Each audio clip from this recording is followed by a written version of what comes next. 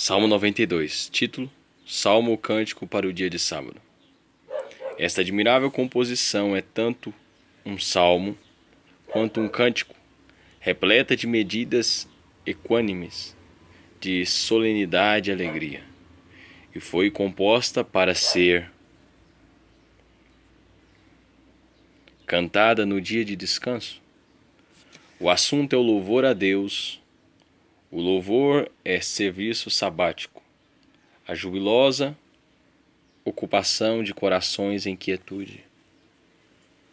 Ninguém que esteja familiarizado com o estilo de Davi hesitará em atribuir a ele a autoria deste canto divino.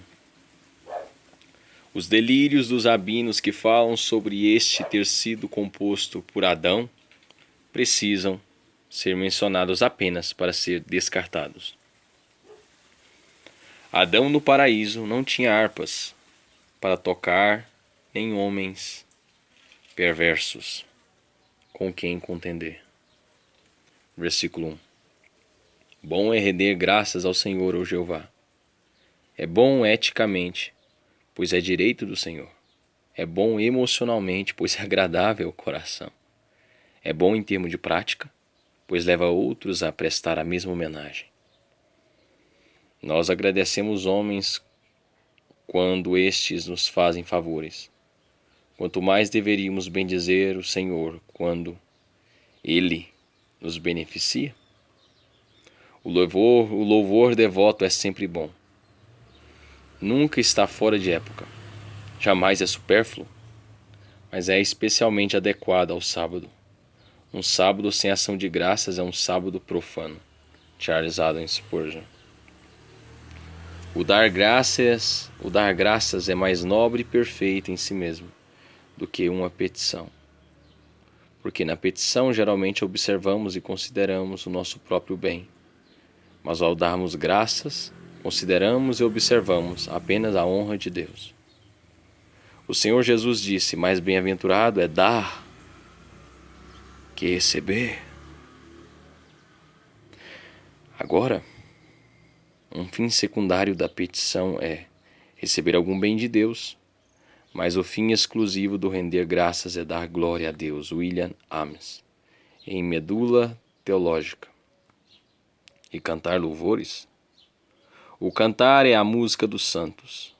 Primeiro, eles executaram esse dever em seus grandes ajuntamentos, Salmo 149, versículo 1. 2. Em seus maiores problemas, Isaías 26, 19, 3. Em sua maior luta, Isaías 42, versículo 10, versículo 11. 4. Em suas maiores libertações, Isaías 65, versículo 14. 5. Em suas maiores abundâncias.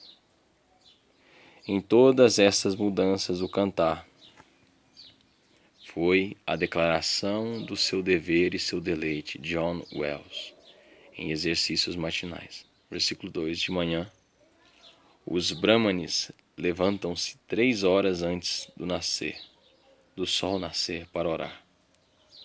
Os indianos consideravam um grande pecado comer pela manhã antes de orar a seus deuses. Os antigos romanos consideravam impiedoso o fato de não ter um pequeno quarto em sua casa, adequado para a oração. Aprendamos a lição com estes turcos e pagãos. O zeloso ardor deles deve nos envergonhar. Considerando que nós possuímos a verdadeira luz, deveria o zelo deles exercer o nosso? Frederick Ardent, em Luzes pela Manhã. Durante as noites, nubladas ou com céu limpo, a luz da lua ou escuras, calmas ou turbulentas, são igualmente adequadas para um cântico sobre a fidelidade de Deus, considerando que em todas as estações e sob todas as circunstâncias permanece a mesma e é o sustentáculo da consolação do cristão. É vergonhoso sermos tão retrógrados no magnificar ao Senhor, que durante o dia espalha amor abundante e à noite faz as suas rondas de vigília cuidadosa. Charles Haddon Spurgeon. Versículo 3. Com instrumentos de 10 cordas, com saltério e com a solenidade da harpa. Em Agostinho para Ambrósio há a seguinte passagem sobre este mesmo assunto. Certas vezes, por inveja, eu afasto de mim e dá. Igreja, as melodias dos doces cantos que usamos no saltério, antes que nossos ouvidos nos seduzam. A escolha de Atanásio, bispo de Alexandria, parece ser a mais segura. Segundo ouvi com frequência, ele fazia os leitores cantarem com uma mudança vocal tão leve que soava mais como falar do que cantar. E, contudo, quando trago à mente as lágrimas que derramei ao ouvir os cantos de sua igreja na infância de minha fé recuperada, e reflito em como fui afetado, não pela simples música, mas pelo assunto trazido pelas vozes claras e pelo tom adequado, confesso que a prática é muito útil. Charles Haddon Spurgeon. Versículo 5. Os teus pensamentos, que profundos! A redenção é grandiosa e vai além de nossa compreensão, e os pensamentos de amor que a planejaram são infinitos. O homem é superficial, Deus é inescrutável. O homem é frívolo, Deus é profundo. Ainda que mergulhemos profundamente, jamais conceberemos o misterioso plano ou exauriremos a infinita sabedoria da mente do Senhor, repleta de todo conhecimento. Permanecemos diante do mar insondável da sabedoria divina e exclamamos com santo temor: ó, a profundidade das riquezas! Ó, a profundidade! Charles Haddon Spurgeon. Verdadeiramente, meus irmãos, não há mar tão profundo que estes pensamentos de Deus que fazem o perverso prosperar e o bom sofrer. Não há mar tão profundo como estes pensamentos de Deus que fazem o perverso prosperar e o bom sofrer. Nada tão profundo, nada tão abismal. Nisso toda a alma incrédula é devastada. Nessa profundidade, nesse abismo. Você deve cruzar essa profundidade? Não se afaste da madeira da cruz de Cristo e você não afundará. Agarre-se a Cristo. Agostinho de Hipona. Versículo 6. O homem brutal nada sabe e o louco não entende isso. Não entende isto. Almeida, Revista Corrigida. Neste e nos versículos seguintes, o efeito do salmo é intensificado pelo uso do contraste. As sombras são lançadas para destacar as luzes de modo mais proeminente. Que inclinação, considerando o versículo anterior, do santo ao bruto, do adorador ao bárbaro, do salmista ao louco. Contudo, infelizmente, o personagem descrito aqui não é incomum. O bárbaro, pois esta é quase a palavra hebraica. Não vê nada na natureza, e se lhe for indicado, sua mente estulta não compreenderá. Pode ser um filósofo e ainda ser tão bárbaro, considerando que ele não reconhece a existência de um Criador ao contemplar as incomparáveis criações ao seu redor. Obras que carregam em sua superfície os indícios deste significativo projeto. O coração incrédulo pode vangloriar-se o quanto quiser, mas não conhece e, com toda a pompa de intelecto, não compreende. Um homem deve ser um santo ou um bruto. Ele não tem outra escolha. Sua natureza deve ser a do serafim adorador ou do porco ingrato. Longe de prestar homenagem a grandes pensadores que não consideram a glória de Deus ou que não pertencem ao Senhor, devemos considerá-los comparáveis a bestas que perecem, extensamente mais inferiores do que os meros brutos, porque sua condição degradante é de sua própria escolha. Oh Deus, Que triste coisa é que os homens a quem tu tão grandemente dotastes e fizeste à tua própria imagem, brutalizaram-se, de modo que a não ver nem compreender o que o Senhor deixou tão claro. Bem pode dizer um escritor excêntrico: Deus fez o homem primeiro, um pouco mais inferior do que os anjos, e desde então este tem tentado ser mais inferior ainda. Charles Haddon Spurgeon. Ele escreveu expressivamente: o homem brutal nada sabe, e o louco não entende isto. Ou seja, quando o perverso surge com um crescimento aparentemente rápido e vigoroso como as flores de verão na Palestina, significa que amadurecerão para uma destruição célebre. O homem bruto traduz precisamente as palavras hebraicas. Um homem a quem Deus dotou de hombridade, mas que se degradou ao ponto da brutalidade. Um homem, sendo criação de Deus à sua imagem, que agora é um bruto autoesculpido. Deveríamos dizer autocriado? À imagem de animais ainda mais fundamentais. Henry Collins. Um estúpido sensualista que considera sua alma apenas sal, que impede seu corpo de apodrecer como... Falamos dos porcos, que não toma conhecimento das grandes obras de Deus, mas grunhe e segue seus caminhos, satisfazendo-se com o uso natural das criaturas como fazem os animais. John Trapp. Um homem pode ser espantosamente bem-sucedido em tal processo de destruição de sua própria natureza, se este for prolongado. De Quincey observa: quem pode ler sem se indignar com Kant, que à sua própria mesa em sinceridade social e conversa confidencial diga o que quiser de seus livros? Ele exultava com a perspectiva de uma aniquilação absoluta e máxima, que se gloriava em sua sepultura e tinha a ambição de apodrecer para sempre.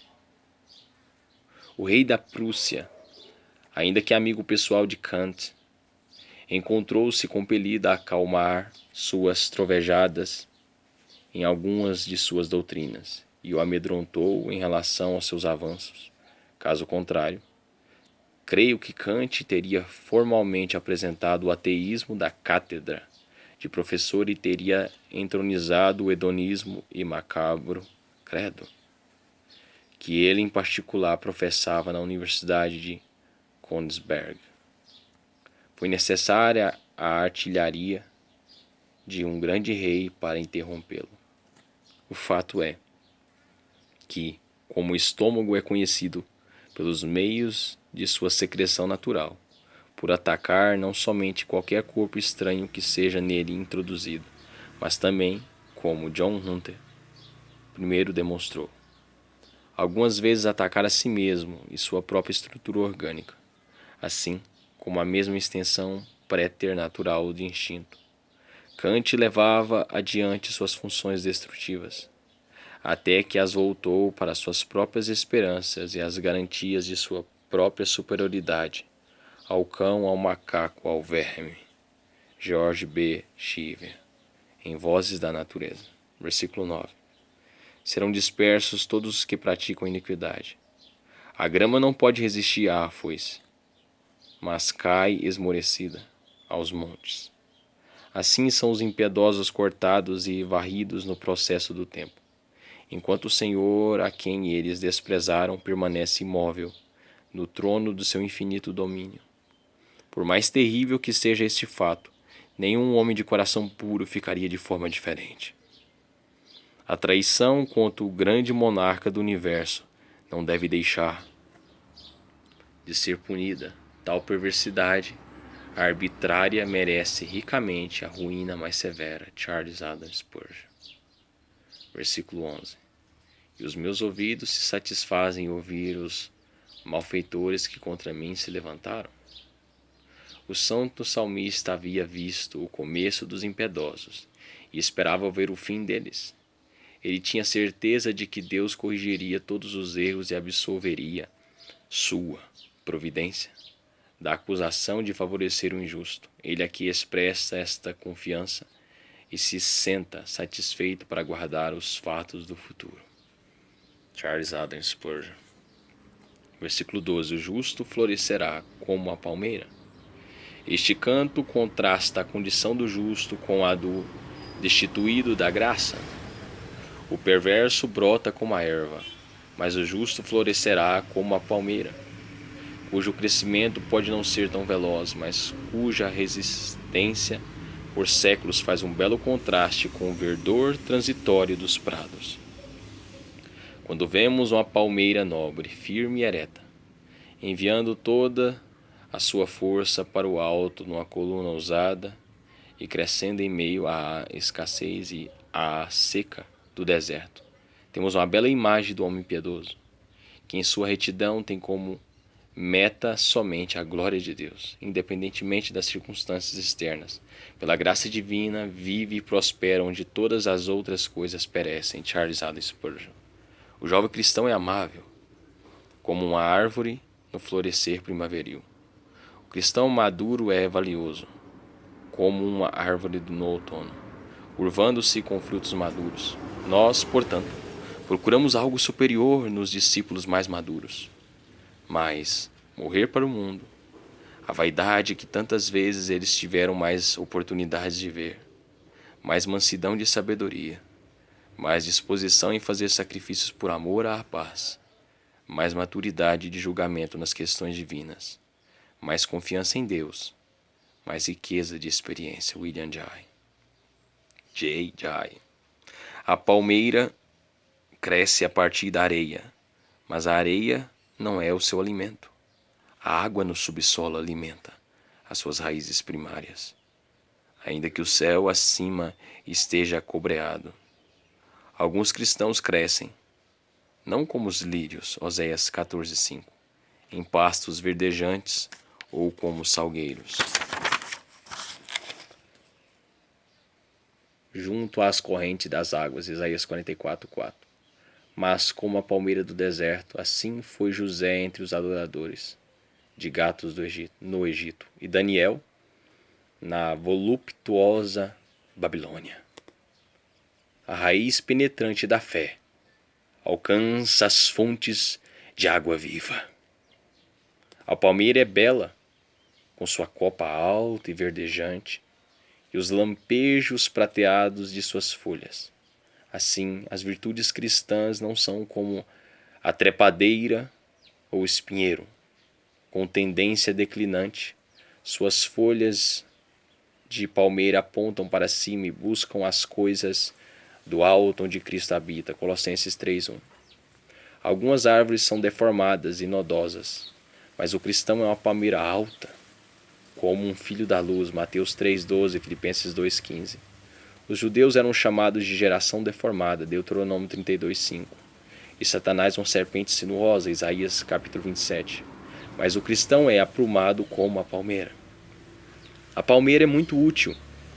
Os hindus calculam que tenha 360 unidades. Sua sombra abriga, seu fruto refresca o viajante cansado. Indica o local onde há água.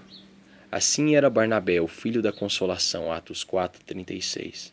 Assim era Lídia, Dorcas e outros que na estrada do rei indicaram o caminho para o céu, como Filipe fez com o eunuco etíope, em Atos 9:34.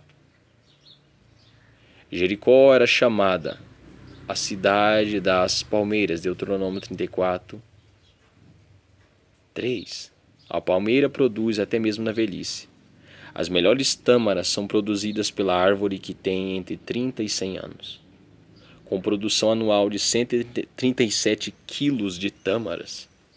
Da mesma forma, o cristão cresce mais feliz e mais útil conforme envelhece. Conhecendo melhor as suas próprias falhas, ele é mais brando com os outros, como o sol se pondo, belo, moderado e vasto.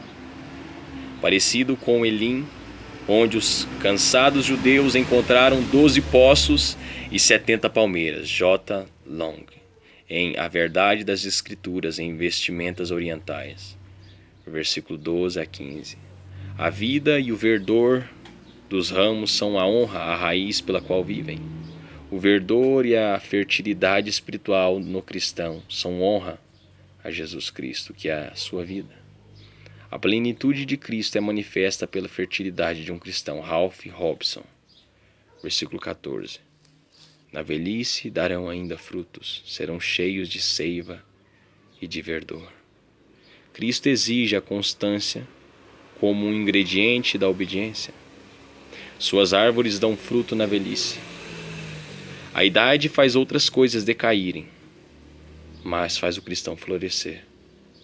Alguns são como cavalos de corrida, corajosos no início da jornada e cansados muito antes de chegarem ao fim de sua jornada.